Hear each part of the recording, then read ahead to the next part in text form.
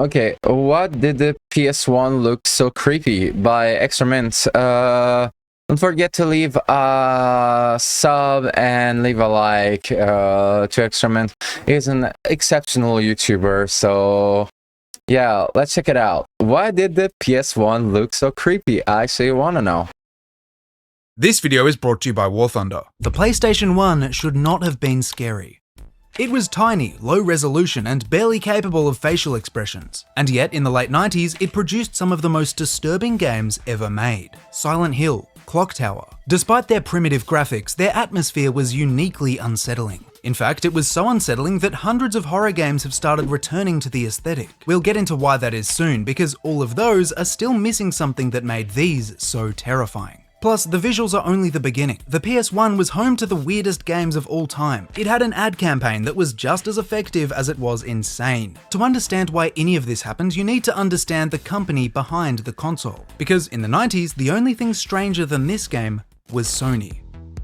Just look at the ads they were making. I don't think I've ever seen a controller look so ominous. It stands out even more when you consider what companies like Nintendo were doing. While they did have their fair share of suggestive promos, characters like Mario acted as colourful, brand-friendly mascots. Mascots that Sony didn't have. Back then, most people knew them as the company behind the Walkman. They had no real history in the gaming industry, and to sell their console, they needed the attention of millions. Their solution— This is an interesting fact that like Sony was the one that released the Walkman, and technically like before that I never knew that like they were just like let's say they were similar to Samsung, but I didn't knew that like their recognition was only the Walkman. This is actually fucking fascinating. I love it. Was deliberately controversial and extremely successful. They called it more powerful than God, showed an arm with veins contorted into the face buttons. They didn't mention specs or coherent selling points because their only goal was to make the PlayStation seem unstoppable. On TV, their ads featured experiments, cryptic messages, and provocative narration. Like to be humiliated by women. Me? Sony knew full well that they'd be polarizing. They even made a satirical ad mocking the console's critics. Yes, friends, I'm talking about this. It may look like a harmless bagel toaster, but inside is a deadly donut. This came at a point when gaming was still widely seen as corrupting and dangerous. By leaning into the moral panic, they positioned themselves as the rebellious, edgy alternative. And they couldn't have done it at a better time. The generation that grew up with simple platformers was now becoming teenagers and adults. There was suddenly an untapped market for darker and more serious games. And with their cryptic commercials, Sony made it clear that PlayStation was the place to be. After all, when you market a console like this, developers make games like this.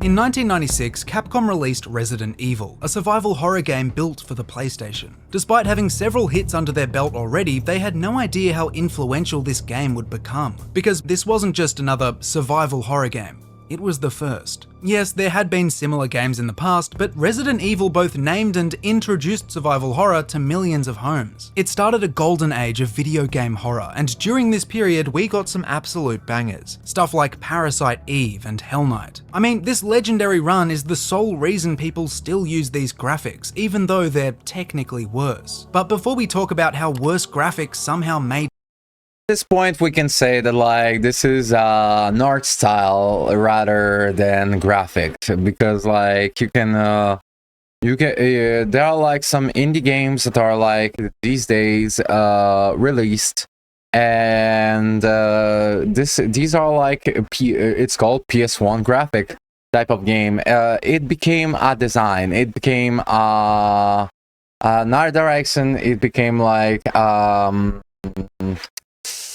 it became the fucking word that I said earlier. It became a different type of style of beauty within gaming. It's not considered. I think it's false to consider it as outdated now, since it's reused. Even though they're technically worse. But before we talk about how worse graphics somehow made games scarier, let's talk about how everything else did. There's a couple things that many of these new titles are missing. Things that made PS1 horror completely unique. The first of these is the feeling of powerlessness.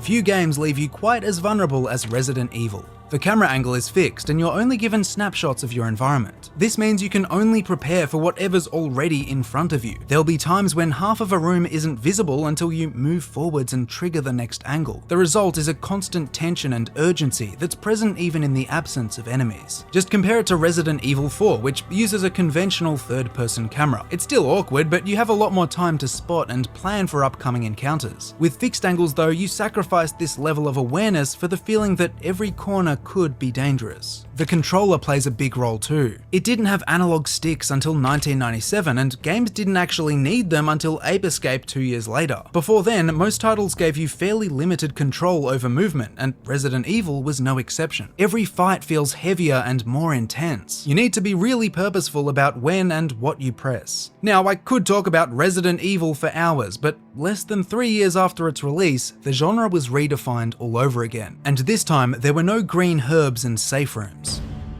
But before we get any stranger, here's a quick word from today's sponsor. War Thunder is the most comprehensive vehicle combat game ever made, and is available now for free on PC, consoles, and mobile devices. You're given the keys to over 2,500 tanks, planes, helicopters, and ships from 10 different major nations. Everything from the biplanes and armored cars of the 1920s to the fighter jets and main battle tanks of today. If you too love authentic sound effects, intense combat, detailed vehicles, and military history, you won't be disappointed. You ride at the helm of the most powerful war machines of our time. Personally, my favorite feature is the damage system. It's crazy realistic and interacts differently with every vehicle. There's even an X-ray view that shows you exactly where shells penetrate. And because it's on mobile, you can pretty much play anywhere. Join over 95 million players worldwide in epic PvP battles and discover a huge amount of high-quality content in War Thunder. To play for free on PC, PlayStation, Xbox, or mobile, click my links in the pinned comment or video description. New and returning players on PC and consoles who haven't played in the last 6 months will also receive a massive bonus pack, which includes premium vehicles, the exclusive vehicle decorator Eagle of Valor, 100,000 Silver Lions, and 7 days of premium account. This offer is available for a limited time only, so be quick.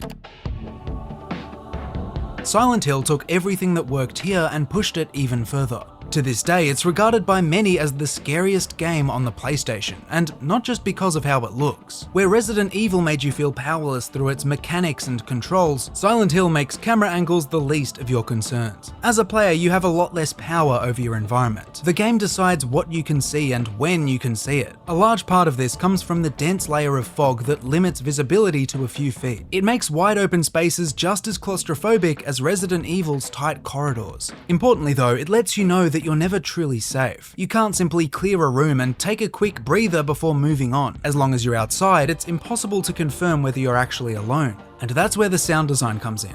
Early in the game, you're given a portable radio that emits static whenever enemies are nearby. It doesn't tell you where they are or what direction they're coming from, just that something's out there waiting. Okay. I didn't know that. This is actually a brilliant feature to add to a survival horror game. I actually never knew about this feature. Wow, this is especially for PS1 times. This is just clever and brilliant. Sound becomes an essential part of the gameplay, often revealing far more than what you can see. It's also deeply unnerving. The game uses loud, abrasive sound effects, and quieter sections are almost always punctuated by distant mechanical whirring. The culmination of all of this is an unrelenting sense of dread that sticks with you for the entirety of the story. Still, you can at least defend yourself. In both Resident Evil and Silent Hill, you're given a range of firearms to help fend off enemies. This is not the case in Clock Tower, and there, you're truly helpless. The premise is pretty straightforward. You're in a mansion and are being hunted by a man with a giant pair of scissors. He's called Scissorman, likely because Scissorhands was already taken. Somehow though, the absurdity of your situation makes it even more disturbing. Seeing this guy dismember someone like he's cutting through paper feels so unnatural, especially with the stiff animations and character models. The mechanics are completely different too. Clock Tower is entirely point and click, and the majority of the gameplay is spent running and hiding. Any opportunity to fight back serves as nothing more than a brief deterrent. Consequently, movement isn't nearly as free as Silent Hill or Resident Evil. There's weight behind every click, because each one is a small, irreversible commitment. If you open the wrong door, you can't just cancel the animation and walk backwards. Now, while this does create a bit of a disconnect in that you're guiding the character instead of inhabiting them, it makes up for it by making every decision feel important, and the consequences of failure are never subtle. Fixed camera angles, limited movement, and janky controls are all hallmarks of this era, and Oh, wait, Clock Tower was a point and click on fucking PS1? Okay, I didn't got that. largely why these titles work so well. It's also why their atmosphere is still fundamentally different to new PSX horror games. Most of those can be played with a mouse and keyboard and have conventional controls that make navigation a breeze. Of course, precision and responsiveness are fantastic, and revisiting these today can be testing. It's just interesting that the things we consider unacceptable or clunky today were the very mechanics that made these games so haunting. Their tension is hard to replicate because it's literally baked into the hardware. With that being said, newer titles are getting something right, and luckily, it's the most unsettling ingredient of PS1 horror. After all, there's a reason they choose these graphics over realistic modern assets. Something about them is really creepy. The look itself is called PSX horror, and it's become an entire genre. With jagged edges, blocky textures, and low-resolution characters, the aesthetic is unmistakable. YouTube has hundreds of tutorials on how to replicate it, and Steam is full of the results. The question, of course, is why, and for me, it starts with the faces. In most games, the vacant 5-polygon stare is almost charming. Think of PS1 Hagrid, Spyro, or Lara Croft. The characters aren't exactly expressive, and most of their personality comes through in the gameplay. Oftentimes, they were made the exact same way, taking a digitized photo of a real person and slapping it onto a cube. While effective, it often led to characters looking uncanny. At the end of the day, you're grabbing a human face and stretching it over a stiff geometric I won't say that it was uncanny though, but I understand where it's going. object. They feel like animatronics or puppets, which is funny in a platformer and terrifying in a horror game. The best example is Parasite Eve 2. Off the bat, there's virtually no voice acting, and most characters are frozen with a single expression, giving the player more room to interpret their emotions. Although, when you realize what they're up against, their vacant stares start to make sense. Like the first game, Parasite Eve 2 is rooted in body horror. Enemies undergo hideous transformations, morphing into bizarre bioengineered abominations. There's fatties,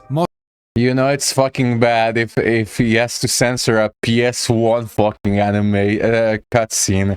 Like, oh my, how bad can it be if he has to fucking censor it? Specs, stalkers, strangers, and then there's this scene.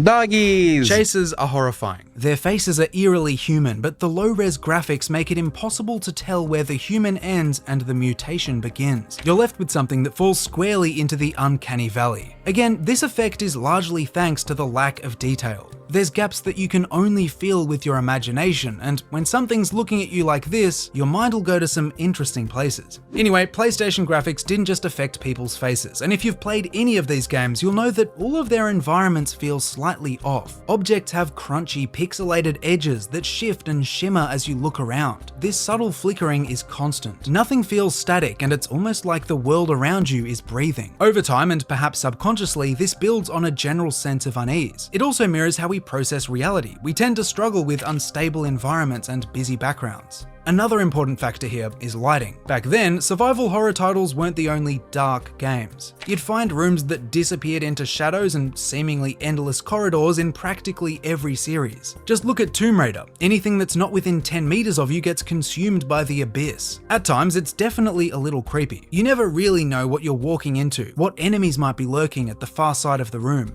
And yet, the explanation is hardly sinister. All it's doing is hiding the draw distance. Without it, you'd see all of the distant objects popping into view. The fog in Silent Hill does the exact same thing, it just happens to be a really creative solution. To be honest, creative solutions explain most of the PSX aesthetic. All of the textures, lighting, and character models were designed around limited hardware. Games needed to look like this to actually run. And that all makes sense, but there's still one question that's bothering me.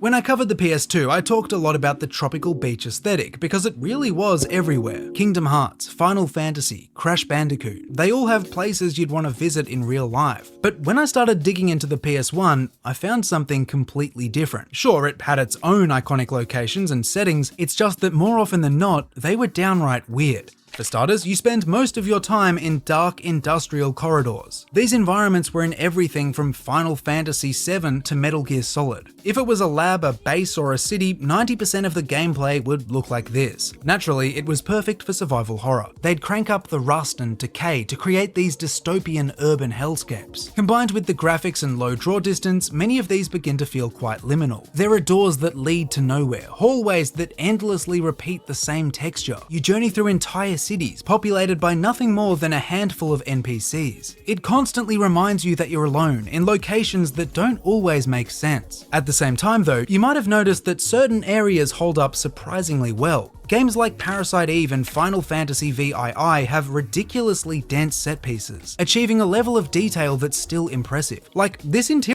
Okay, not to be annoying or something. He called Final Fantasy VII Final Fantasy VII. Okay, I'll respect because like this is the most like cool, not trying to prove anything way to fucking call Final Fantasy VII. Yeah, did you play Final Fantasy VII? Huh? No, because I did play the Final Fantasy VII. Like, what a style, what a fucking like a cool way to fucking call Final Fantasy VII. Area was made almost 30 years ago, and every surface is packed with loose files, computers, and stationery. Going outside, you'll find more of the same. The streets are covered in graffiti and littered with rubbish. All of it makes the world appear lived in despite being sparsely populated. Turning to Final Fantasy, you encounter a lot more of the industrial aesthetic. There's these huge backdrops with layers of pipework and various machines. What you're seeing here are pre-rendered backgrounds. They're kind of a lost art and were another creative solution to the PS1's limitations. In reality, they're just 2D images. Environments this complex would have been impossible to render in real time. Of course, the majority of titles still went full 3D, and it wasn't like everything had this gritty mechanical tone. In fact, PlayStation's strangest title was the polar opposite. Dream Simulator is a treasure trove of liminal spaces. Developed by Japanese artist Osamu Sato, it meshes all of these graphical quirks with colourful and abstract environments. The end product is something beyond explanation. Events are loosely based on one of the developer's dream diaries. As a result, there's no real objective, and you can spend hours wandering aimlessly. You won't get bored though, because the dreamscape is filled with entities. Giant heads embedded in walls, the infamous Grey Man, and the Pot of Greed. These are mostly harmless though, and the main selling point here is exploration. There's areas to discover that look exactly like the backrooms, with the same dingy yellow walls and disorienting layout. It's hard to imagine a game like this would work at all with modern graphics. Half of its surreal nature comes from the fuzzy textures and distorted geometry, which make it just as indecipherable as an actual dream. Whatever the case, not everything about the PlayStation is an enigma. There's no ambiguity in 100 million sales, or the fact that it's still in the top 5 after 3 decades. It succeeded because it was different. The aesthetic, what was the PlayStation 2, Switch, and PlayStation 4? Damn. For 3 decades. It succeeded because it was different. The aesthetic, the ads. It was a leap of faith into a new world of 3D gaming, and for all its rough edges, the system found its identity. It made survival horror huge, not despite its limitations, but because of them. And it wasn't all about horror either. Platformers like Spyro, Crash Bandicoot, and Rayman were revolutionary in their own right. It should come at no surprise that the PlayStation and its graphics are still massively influential. It has a legacy that's only matched by a few other consoles, one of which we're covering next. Again, shout out to War Thunder for sponsoring this video. Make sure to check out War Thunder now for free on PC, PlayStation, Xbox, or mobile, and use my links in the pinned comment or video description to register. Those of you who are new or haven't played for 6 months will also receive a massive bonus pack across PC and console, including multiple premium. Thank you so much.